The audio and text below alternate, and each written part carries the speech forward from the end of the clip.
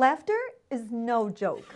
A study at Loma Linda University found that just 20 minutes of laughter improved memory test scores in older adults by reducing stress hormones and boosting dopamine levels. In other words, laughing literally helps your brain remember better. Hello everyone and welcome back to Stir the Coco. If you're new here, bienvenidos. That is welcome in Spanish. I'm your host, Poshteacher. Our show explores everything and anything that boosts your brain, your coco. Before we begin, I would like to give an hola shout out to all the people in our lives that make us laugh. Gracias, you're keeping our brain healthy. When it comes to reducing stress, more giggles are just what the doctor ordered. Here's why. A good laugh has great short-term effects. When you start to laugh, it doesn't just lighten your load mentally. It actually induces physical changes in your body. Laughter can stimulate many organs. Laughter enhances your intake of oxygen-rich air. It stimulates your heart, lungs, and muscles, and increases the endorphins that are released by your brain. Also, laughter activates and reduces your stress response. A strong laugh can increase and then decrease your heart rate and your blood pressure. The result? A good, relaxed feeling. Laughter isn't just a quick pick-me-up, though. It is also good for long-term results. Laughter may improve your immune system. Negative thoughts manifest into chemical reactions that can affect your body by bringing more stress into your system and decreasing your immunity. By contrast, positive thoughts can actually release neuropeptides that help fight stress and potentially more serious illnesses. Laughter can also relieve pain. Laughter may ease pain by causing the body to produce its own natural painkillers. National Library of Medicine shared a study that stimulated laughter therapy can help moderate depression and physical symptoms and also enhance pulmonary function amongst tuberculosis patients. Cortisol is a stress hormone, and when it enters the hippocampus of our brain, it can damage neurons that are involved with learning and memory. So, lower your stress levels by laughing more. Let's go meet our guest today that will definitely lower your stress. You're not going to get it all right. Just make sure you nail the big stuff. Mama! Like making sure your kids are in the right seat for their age and size. Get it right at nhtsa.gov/the right seat. Hello, everyone, and welcome back to Stir the Coco. And I am so excited to have Karen Cass on the show. We chatted a while back. It's been a few years, and I'm just so excited to have her. So a little background, Karen is an actress, improviser, known for her work in film and television, and including appearing in adult swim shows. Karen, welcome to the program. Hi! Thank you so much for having me back. Yay! Well, Karen, for our viewers, can you share your journey that led you into the world of comedy? Yes. Into the world of comedy. Yes. Okay. Yes. Well, I didn't really start doing like theatrics or theater or anything like that until I was 7. I say I didn't start. That's actually pretty young. Yes. I didn't start till I was like probably 4 years old. But no, I was actually very shy in the beginning. It wasn't until I went to a summer camp when I was in middle school where I had to do they called it a skit back then. And the audience laughed. And from that moment on, it was an immediate rush. And so that is when I told my mom and dad, I want to get into theater. I want to start acting. I want to start making people laugh. Fast forward, I graduated with a theater degree. And then I just started auditioning for stuff in Atlanta after college. And then I got picked up by a theater called Dad's Garage Improv. And that is what has completely changed my life. So I've been doing improv comedy since 2010 professionally. And that is where everything started. Wow. So doing improv, when you're writing material, where do you get your inspo, or what does that process look like? I've always wanted to know, like Oh my gosh. what happens? So specifically for my videos, or at least when I started posting on social media, which was during the pandemic because I lost every Yes, job. that's how I found it. Yes. Yeah, lost every job. And I was like, well, I got to keep myself sane. I have to keep people laughing. Let me just try this. And so I was just posting anything that I found funny. So like this part in a movie, or when you do this in a shopping center, or stuff like that. And then the teacher stuff started because I just remember, teachers doing really funny things. Mind you, a lot of people don't realize I'm actually not a real teacher. I know you do such a good job. It's so relatable. Being a high school teacher, I'm like, oh my gosh, I it's a weird moment. I'm honored whenever someone thinks that I'm a real teacher. I'm On blown. point.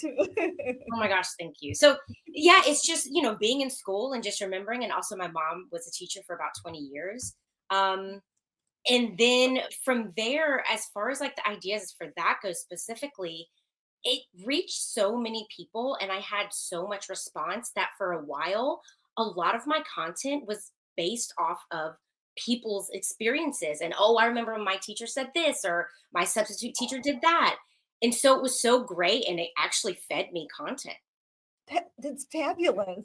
Yeah. So, I mean, having that mindset, you are always Are you a big observer on people? Like, if you go out to eat at a restaurant, are you like, boom, boom, like already thinking what you could do? Yes. All the Really?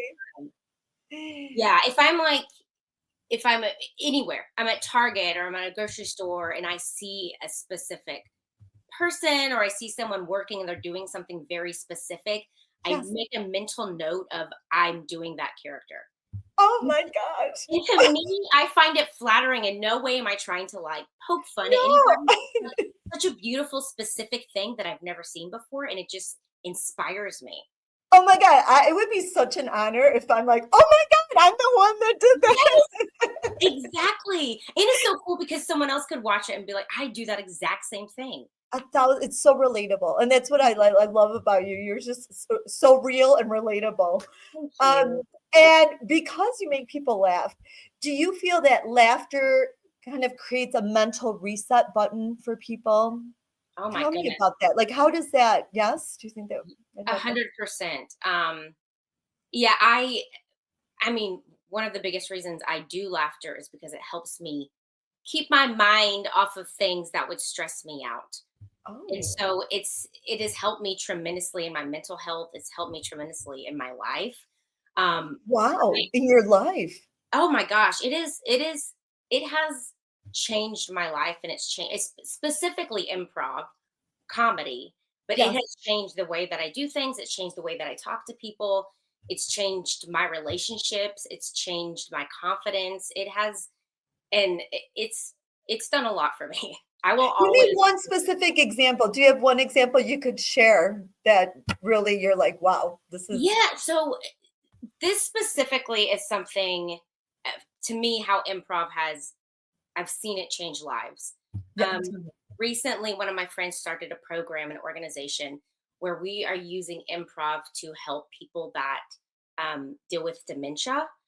Oh, And it is incredible. So we have these classes where we have the caretakers. So it could be someone that they're helping someone in their family, it could be a nurse, and they take these improv classes and we teach them these games and we show them how to use improv and work with the person dealing with dementia.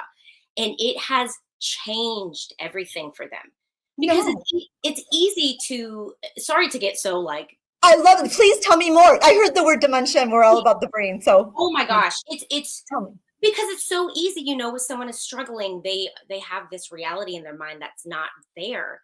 And it's Yes. easy for us to say, no, you're at home, or that's, let's bring you back. And then Yeah. it causes confusion, it causes blocking, it causes negativity. But as soon as you accept their reality and say, you know what, yes, let's go for a bike ride. Well, now we have to look for your bike. You go on this adventure with them. And Oh, so instead of them being confused and oh, trying to remember where they actually are, yes. you are building this beautiful story with them, and they're engaging and they're excited. And then it changes everything. That and I can see it changing for the caregiver and the patient. I Yes, mean, both for of both them. of them. Exactly. That is fascinating. Yes. That and that stress comes down, right? I mean, I feel Yes. like Yes, by that the last class that we had, specifically when I helped teach this, um, it I just remember all the caretakers sitting in a circle and everyone just started oh, losing it and crying and I telling can see stories it. of how this has already impacted them. It's already helps their relationship with the person that they're helping. And I'm getting chills talking about Oh it. my God, you're gonna make me cry. I don't have a tissue. It's so beautiful. But Amanda Lee, just so you know, she's the one that started this organization. It's Okay, shout out Amanda Lee. yes, Okay. Improving Through Improv, and it's with Candace Kemp at Georgia State, and it is incredible. But just the idea of how improv can just completely change your brain, and it can change everything. People have overlooked this. I mean, absolutely. And Yes, you know what? I feel like I was thinking today, I'm like, sometimes people look down upon when someone's laughing, right? Like it seems like when you laugh, like it has to be in a certain scenario and yes. be specific. And if not, you're like, wait, why are you doing that? No, do you think laughter is kind of looked down upon sometimes? What are your thoughts on that? Or how is Um, it perceived? I think. you mean in a certain like if someone's laughing in a certain situation that feels maybe like inappropriate? Yes, yeah, yeah, I think laughter. I could see at times that it would seem inappropriate. yeah. To me, laughter is an icebreaker. So Okay. it's just, there could be a lot of, especially with, there's a lot happening right now in the world, right? Yes, yes. And, just for instance, something that we all struggle with is we'll be scrolling, and just the other day, it was just back to back to back to back, like everything that we're dealing with. All of a sudden, I just saw this random video a content creator posted that had nothing to do with anything, but I don't know, pulling something out of the fridge and it being relatable. And it just broke me because it immediately, like you were just saying, reset my brain Yeah.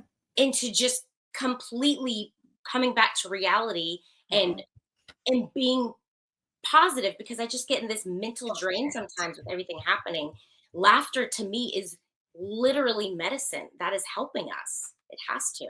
I love that. So obviously, when you've done improv, when Mhm, you're noticing in the audience, do mhm. you notice, uh, from your personal experience, the psychology of people, like their behavior, the tone of the room change? What do you see once you start, performing, and how do people Yeah. react? Yeah, it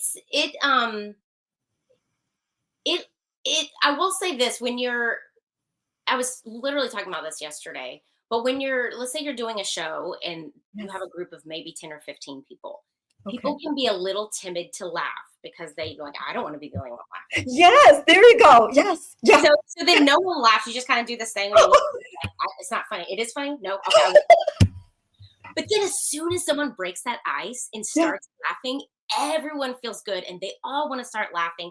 And to me, it's just showing that we're all connected and we're all in this together. And it brings to me such a physical from the stage, a relief watching the audience just like it wash over them of, okay, good. We're all in this together. We all notice it. We're all on the same page. It's just a really beautiful thing. So do you think different cultures laugh differently, or no, like you said, where it's kind of a universal thing? Do you Um, notice that in your I, job? with it's funny because with when I started posting the teacher content, Yeah. you always want to try and like expand to as much audience as you can and be Yeah. relatable. Yes. I Yeah. was getting messages when it really started. I was getting messages from Egypt, from across the world, from other No, Kieran. people saying, I don't know how, but somehow we deal with the exact same thing in our classroom. And so it was just so neat to see, Oh, like, oh, wait, we are all once. We're all the same. We all deal with the same exact things. And so finding that connection and all like finding it together, it Oh, was really oh, Karen, wow. so cool. It just made me so happy when people from across the world are reaching out. Absolutely. So it is, it's we have laughter is a common thread. I mean, we definitely Yes, all have funny situations. exactly, exactly. So you said that obviously, I mean, you mentioned earlier that you use humor for your own therapy. It's a great way to decompress and deal, with your mental well-being. Yes, How do you recommend that people, how should they incorporate laughter into their lives? Because it's definitely good, like you said, good for the brain. How yes, can people do that? Because yes. especially as an adult, right? Like when you're a little kid, it just seems like they giggle and laugh a lot, but as an adult, like, how can I laugh? I'm so thank you for asking that because that is, for me it's easy because I eh, live in the entertainment world and I'm surrounded by comedy all the time. But for Yeah, someone that, has an office job and just goes exactly. home, like, Yes, and then they're busy, they have family, they have to take care of things, they have to pay bills. All of that, it's like, well, how do I find that? And I'm not trying to sell anything here. Improv. Improv. Even if I'm not even saying like pay for classes. I mean, if you can, amazing. But just getting together with a group of people and just playing games and making stories up. This is okay. oh my God. Okay, tell me. Very simple. And Okay, you I'm want to try one? I'm gonna try. Let's get play. in a group of people of like, let's say like 4 or 5 of your friends, and Yeah. then just one word at a time, building a story like once upon a time.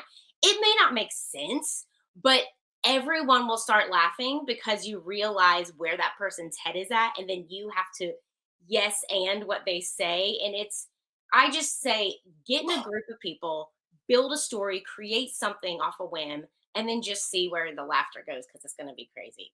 Okay, their Coco is definitely gonna be stimulated. Really? I can send you tons of those. Are you kidding? Oh my gosh. I Yes. love it. Actually, do you teach classes online? I mean, do I don't online, but I do teach improv classes, yes. you did you? Oh, But I okay. could teach online. Hey. Yeah. Uh, well, that's a great way. I love that option. Oh my gosh, that is so exciting. I'm glad Yes, you gave people an easy way, and to bring people together too on top of it. So it's a double whammy, helping, yes. a little community and It just helps you also understand, how someone else thinks. If yes. you're building a story and they say something that you're like, "Oh, I was not where I was headed." Oh It's my just neat gosh. to be like, "Oh, that's how they think." And then with the improv phrase, we all know yes, and you're just taking their idea and then you're just building on top of it instead of thinking, well, I'm still going to shoehorn my idea in there, even though it doesn't make sense with yours. You're just Oh. like, no, you know what? I'm going to drop mine. I'm going to take your idea and now I'm going to see where it goes from here. And then it ends up being a story you never imagined. And it's better Oh, than anything you could expect. okay, can I come?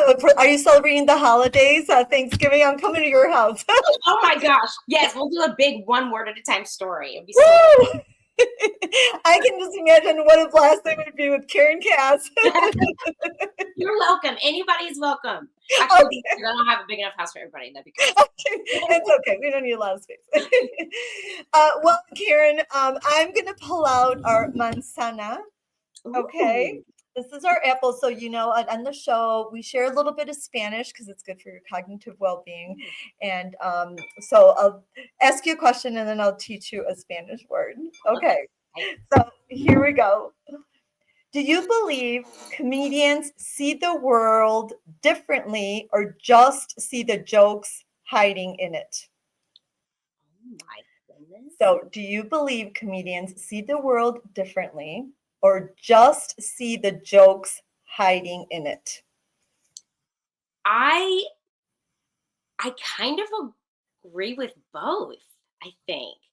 I think Okay. comedians can I don't know if they necessarily see the world differently, but I think they can see it through a different lens of how can I not bring this to light, but how can I bring this to a surface level so that we either all understand it or know this is serious. We're taking this seriously, but also, come on, we're all There's no yeah, lighten up.